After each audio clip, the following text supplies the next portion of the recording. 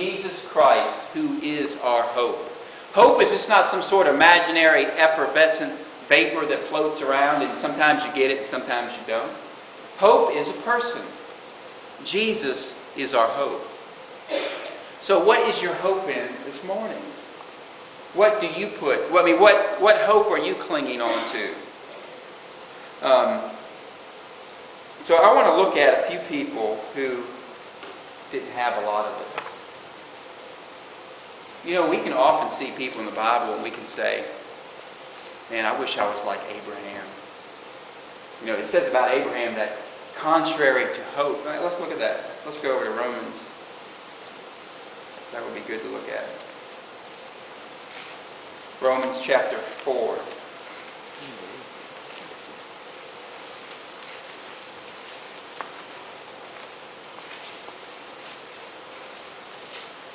Romans chapter 4, verse 16.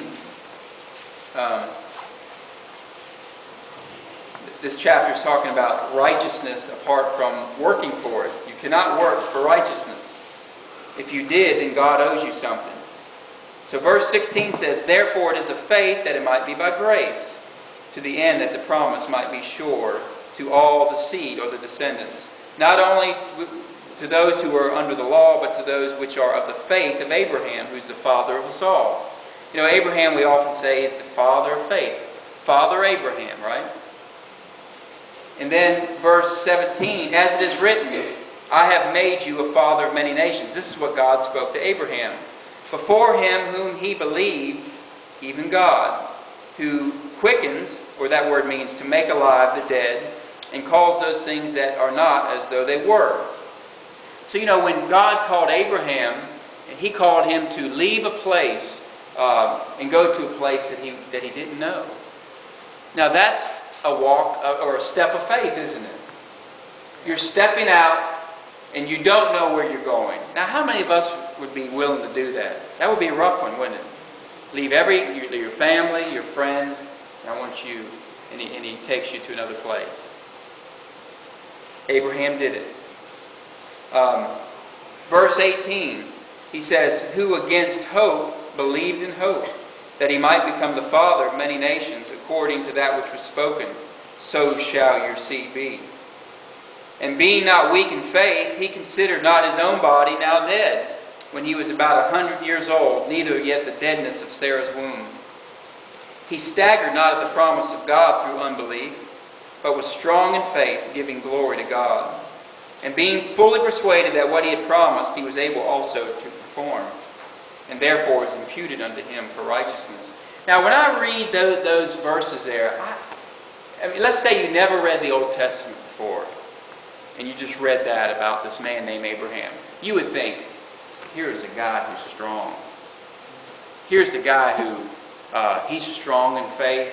He had hope. He believed God. He left his home. I mean, here he is, 100 years old, going to have a son of promise. And you might think that he's probably at the top of the favored list. God's favorite people, right? He's on the top of that list. But if you've ever read the Old Testament, that's not the Abraham you really see. You see an Abraham that doubted. You see an Abraham that listened to some bad advice and took Hagar, trying to help God along. Have you ever done that? All right, I'm going to help God out a little bit. God made me a promise, but it's not happening. So I'm going to speed things along a little bit. I'm going to take matters into my own hands. Right? How does that work out for you normally? That usually doesn't work out very well, does it? And twice he lied about Sarah. He basically gave her over to the enemy. Right? Is this the same guy? And you read these things. Against hope, he believed in hope. You know, that's always in the past has perplexed me the way the Bible will speak about people. And how in the New Testament, some of these in the Old Testament who really failed and blew it, you know, in the New Testament, man, it makes them sound like they didn't ever make any mistakes. You see, that's the love of God. Love believes all things, hopes all things, endures all things. Love never fails. You see, when God looks at us in love, He suffers long with us, doesn't He? We look at people and we say, boy, they got this problem, this problem, this problem, that problem. I'm not going to waste my time. God comes and sees somebody, and He sees them through Jesus Christ, His love. And He sees what they can be. God's exercising hope, isn't He? He's operating in hope. God believes, through His Son, He believes in us. Not us, not what we can do, but in His Son. There's hope. That's the kind of love. And when God sees Abraham, and God sees this weakness in Abraham's life, He looks for the beauty in Abraham. He looked for that heart that says, I will do it, God. I will leave my family. I will obey you. And then he finds himself, he's not doing it right. But God sees that pearl of great price in the human soul. He sees that thing that He put in there. And God speaks hope and faith and love over that person.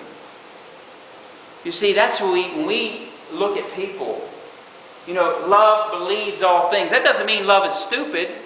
That doesn't mean that love is blind.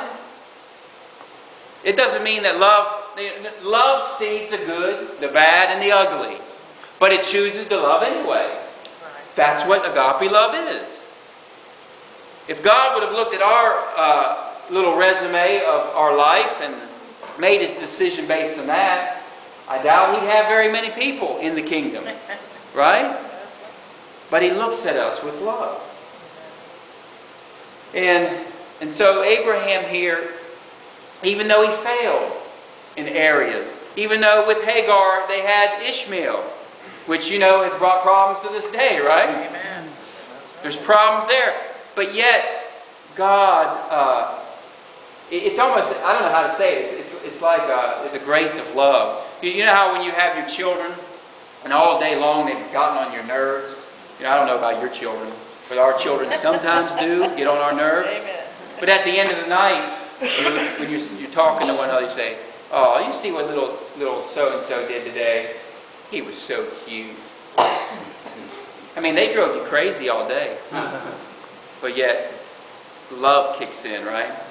Oh, when they were punching their brother, did you see the way he did that? That was such good form. No.